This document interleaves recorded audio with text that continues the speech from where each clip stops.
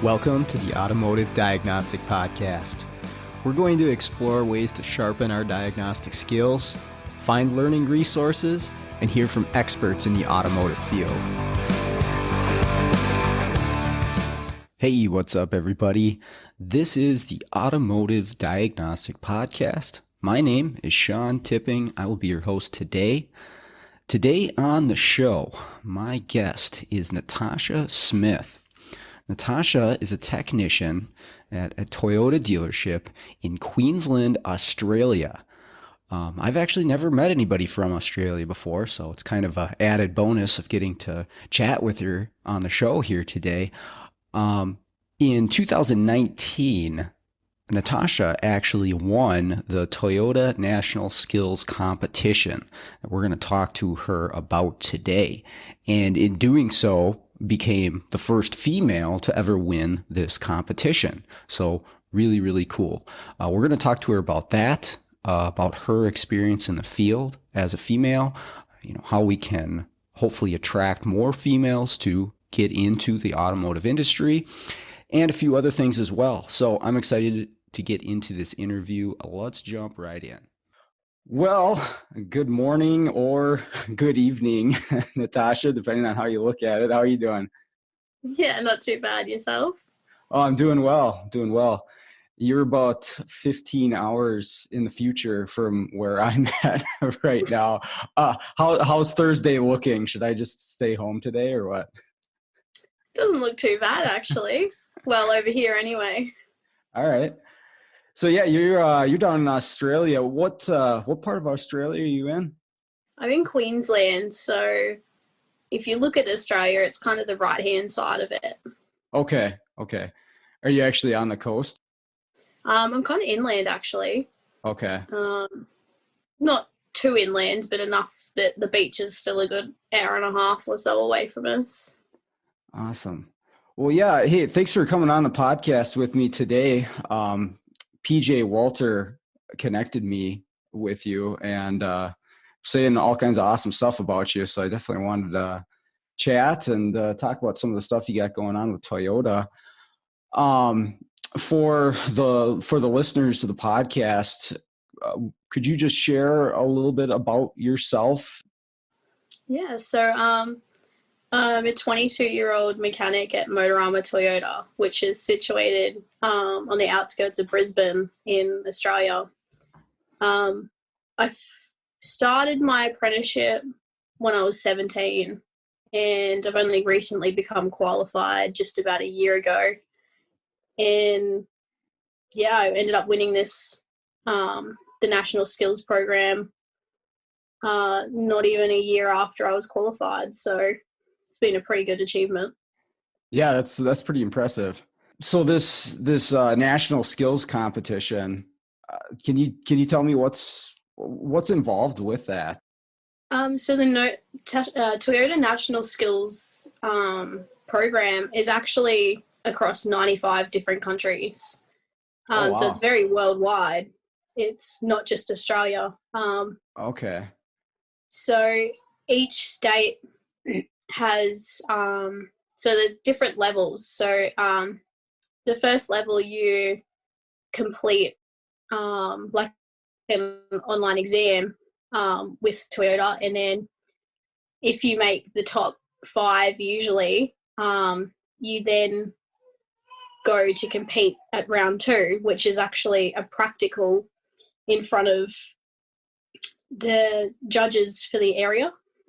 Okay. So I won that 4 months after I became qualified, which was a pretty it was a pretty intimidating experience, to put it in one way. We then, after then, they sent us to Melbourne, which is in another state in Queensland, and I competed against the 4 other guys from across Australia who had also won for their state. Okay. So it was a pretty brutal few tasks in Melbourne. I'd never personally been there before, so we kind of just did what we could and ended up I won against those 4 guys, so it's kind of where I'm at the moment. That's really cool. So what do they actually have you doing for this competition?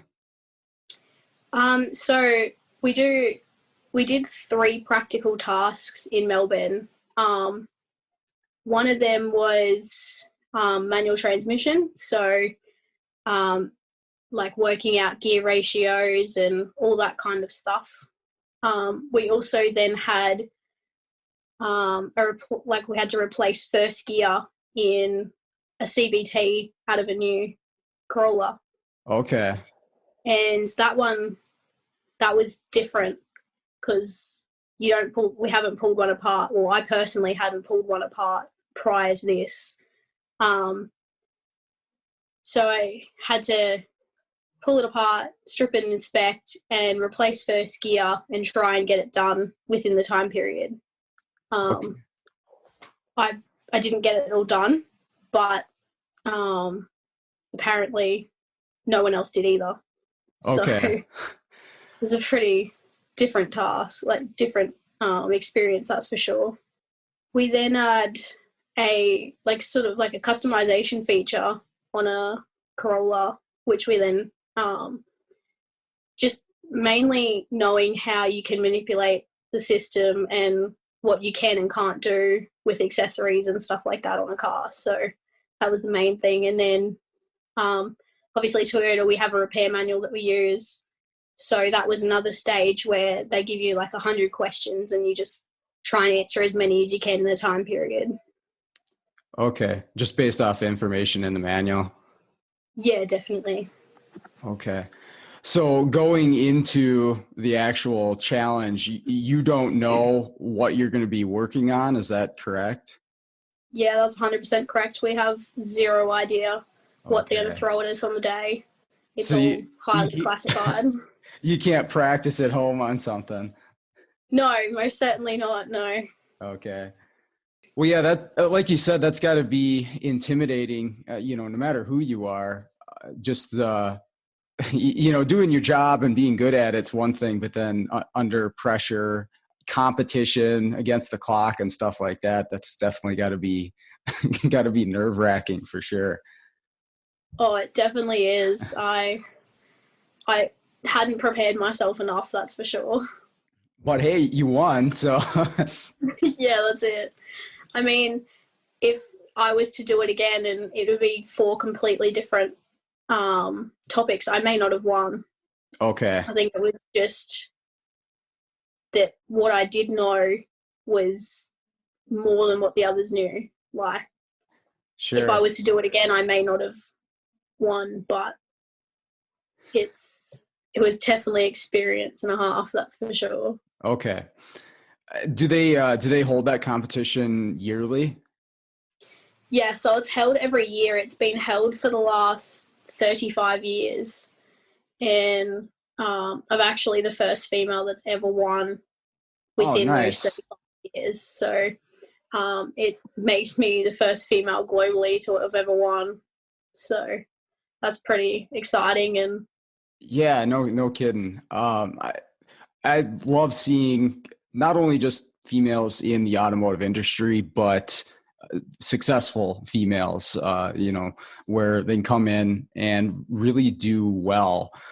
And so I teach at a local community college, and we're really trying to encourage more females to get into the industry because I don't know about where you're at, but here in the States, it's always been a male dominated industry where it's 95% is all male. And we're trying to change that. So again, I love seeing women in the industry. What's your experience been as a female in the auto industry? it definitely has its days. I've found throughout the 5 or so years that I've been doing this that you get amazing people that just love that there's a female out there trying to, do the best they can and strive and all that kind of thing. But then there's also people that are very old school who don't like having women touch their vehicles. And I've definitely had a few encounters with customers that I've faced that just haven't approved. Whether or not I am the best or whether I'm not, it didn't matter. And I think that's always one thing that I've had in the back of my mind. It's like trying to prove to everyone that just because I am a female, it doesn't matter. You know what you know, and you don't know what you don't know. So you just got to learn and take it as it is every day. Yeah, and that's I don't know which mindset's more difficult to shift, if it's the public or the people within our industry, because I've seen it both ways. Like you say, I've seen customers who don't want their vehicles serviced by one of our female employees, or I've seen other technicians, service writers, people within the shop also kind of look down on, or whatever you want to consider it, not giving the females in the industry the opportunities they should have, the chances they should have. So it's about shifting the mindset of everybody that we can, and making it appealing for other females to actually get into the industry. Do you have any ideas or advice on how we as the auto industry can attract more females to get into this as a career? I definitely think it takes a special kind of someone to do it. Like, you have to have a thick skin. It's not going to be an easy road, but it's not going to be an easy road for anyone.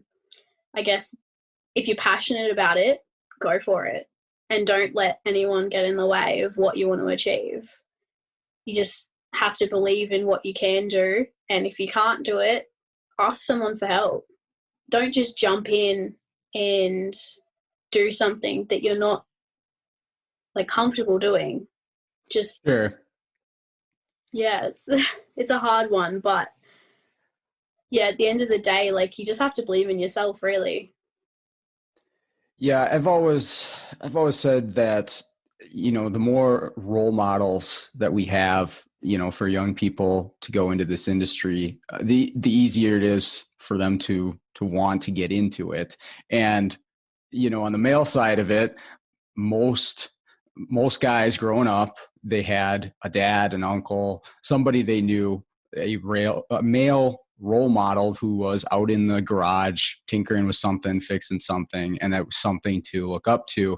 And a lot of women that I know, they didn't have that female role model. So I think one of the really important things is people like you showing that you obviously can be very successful doing this. And it's now something that maybe a younger girl's considering this in high school. They're like, okay, well, here's somebody who's doing really well.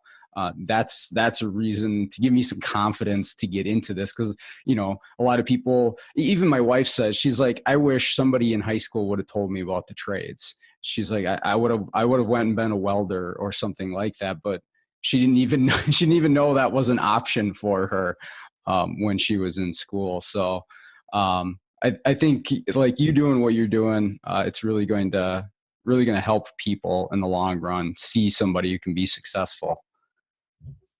I think that's a very important thing. Like, I have a young daughter myself, and my partner and I, we want her to do whatever she wants to do.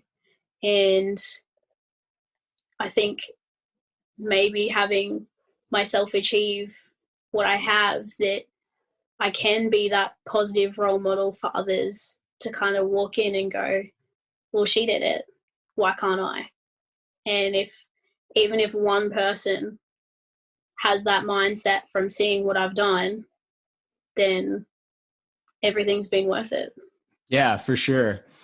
What actually got you into automotive as a career choice? I've grown up on acreage since I was a young child. always following dad around, always playing with tractors, machinery, cars, quads, you name it. Okay. And I definitely just, like, I was always that child that held the torch in the wrong spot, but I loved doing what I did.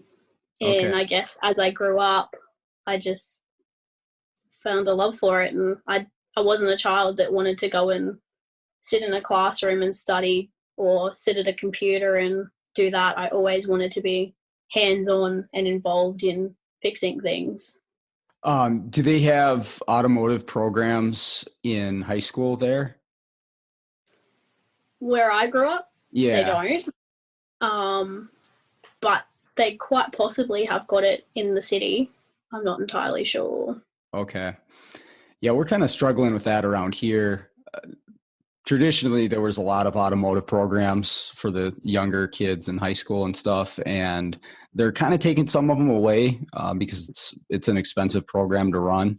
But that's where I know that's where a lot of kids get exposed to it for the first time. I mean, there's people like you and myself. You grow up doing this stuff, but if you live in the city, if you live in an apartment, you might not even have a chance to do that sort of stuff. So those high school programs are really important. You know, where they can run. So I like to ask all my guests if they have any interesting vehicle problems that they've had recently. This is, it's a diagnostic podcast. We talk about, figuring out different vehicle problems. Do you have anything you could share with us as far as something you've worked on recently? Maybe any interesting problems or anything like that? Electrical wise, probably not, but Okay. we did have one car that had a rattle. I know it sounds really basic, but Sometimes those aren't so basic. most certainly, like, this rattle had us stumped for almost a whole day. And, like, you start at the basics, like, you try and find the rough area and kind of go from there. But this car, we had the entire dash pulled out. Oh boy. You name it. And you can only get the noise to happen at 2.5 grand revs in second gear.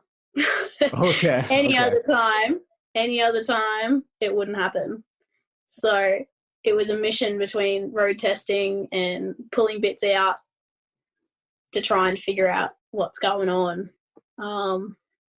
After many, many bad words and what seemed like an entire car dismantled, it wasn't even in the dash. It was in the engine bay.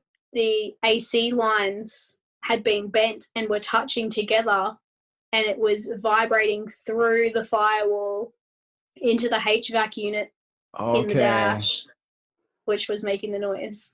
So it sounded like it was an interior noise, but it was coming from outside. Most certainly, like, you couldn't hear it outside whatsoever. It was just transferring all the way through into the dash. And yeah, once we found it, it took 2 seconds to fix it. Oh man. But it was probably one of the most frustrating issues I've had, that's for sure. I'll tell you what, I will take an electrical problem any day over a noise complaint. I mean, yeah, sometimes they're easy, but I've gotten my butt kicked on some noise complaints over the years, trying to track down where they're at. I had one time. It was a piece of weather stripping around the windshield, and when you drive down the road, this thing would come loose and it would start slapping the top of the car in the wind. But when you'd slow down, it would kind of go back into place. And it sounded like something was like rattling around inside the vehicle. It really did. And I'm looking on the headliner and tearing stuff apart. And I can't find this stupid thing. And then finally I was on a road test I had the other tech drive the car, and I'd like stick my head out the window and look up and around. And I see this stupid piece of weather stripping slapping around, and yeah, that stuff can just be terrible. I feel bad for dealership techs that have to deal with these new cars, because I got to imagine they're coming in for every little squeak and rattle on these things. They most certainly do. And in this particular case, this person had been to 2 or 3 other dealerships and they couldn't figure it out. Okay. So it was kind of the lifeline, and they were already frustrated about the situation. So it was find it, do whatever you got to do to find it. And once we did find it, felt like an idiot, but there was no other way of figuring it out. So that's the thing. It's always something simple to actually fix it, a little panel or a screw or whatever it might be. But yeah, getting to the heart of those noise issues can be it's like an art form to find that stuff. It's actually way more work than you'd think. Oh, most certainly. Well, thanks for sharing that with us. The other thing I like to ask all my guests is if you have any type of recommendation for, not only a younger technician that's growing their skills, but just anybody that's looking to improve themselves within this industry. Do you have any recommendations you'd like to offer? And this could be like a training resource, it could be a tool, it could be a video, anything like that. I highly recommend people to watch PJ's diagnostic podcasts because they are incredible. He definitely knows his stuff, and I have seen them over the time, and I'd only recently got to know sort of him as a person after I won this, because he had no idea I existed. But even just watching videos from people that have done this for years and have achieved so much, every little bit helps, especially when they've seen everything before. So I definitely think, whether it's not so much a tool or not, just listening to others, listening to people who have been around for a long time, and just take their experience and grow with it. Yeah, that's huge to be able to use experience from other people. And the nice part is there are a lot of helpful people out there willing to share, like PJ, and that's trying to think of the name of his channel, Voltage Drop Diagnostics on YouTube. Yeah, he's got some great videos on there. But yeah, all the people out there that are willing to share their knowledge, why not soak that up? And it like you said, years worth of experience you're getting into some of these videos and instructionals and stuff like that. It's almost a crime they get it for free on YouTube, but why not take advantage? That's it. It honestly makes a massive difference. Because obviously I've only been in the industry for 5 years, so I do not have the industry experience like someone like him. So growing from that and being able to watch and see what they do, it helps. And it gives you ideas for your own personal diagnostic stuff because you've seen someone else do something similar. Yeah, kind of inspires you to try some different things that you might not have thought of otherwise too. That's the other thing, is nobody can do this on their own. Getting some different perspective from someone else can be so big. You just got to be open to it. Got to get out there and find it. So that's some great advice there. Well, hey, do you have anything else you'd like to share with us today? Off the top of my head, no, but I guess if anyone can make a difference, like, let me be an example to push through and never give up. Like, I'm young. Like, I'm young. I've not been around long, but you've just gotta, even if no one else believes in what you can do, just keep pushing, keep trying, keep doing what you want to do. I just can't stress that enough. I love that. That's awesome. Yeah, it's just never give up. You just gotta keep pushing. If it's your dream, your passion, just yeah, make it happen. That's great. But I think yeah, you said you're young, but you've got quite the future ahead of you. So yeah, I look forward to seeing what you do out there. Thank you. Let's hope that I can keep going and do something well and keep achieving goals. So the sky's the limit, honestly. Okay, one more big thank you to Natasha for coming on the podcast with me today. I really appreciate it. I enjoyed talking to her. I hope you enjoyed this episode as well. And I want to thank everybody for listening to the show. I appreciate all the feedback I've been getting on the show.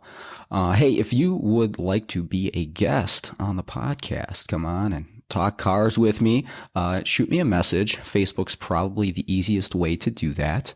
You can find our Facebook group. It's just named Automotive Diagnostic Podcast. There'll be a link in the show notes. But reach out and I'd love to hear from you. Other than that, let's get out there and start fixing the world one car at a time.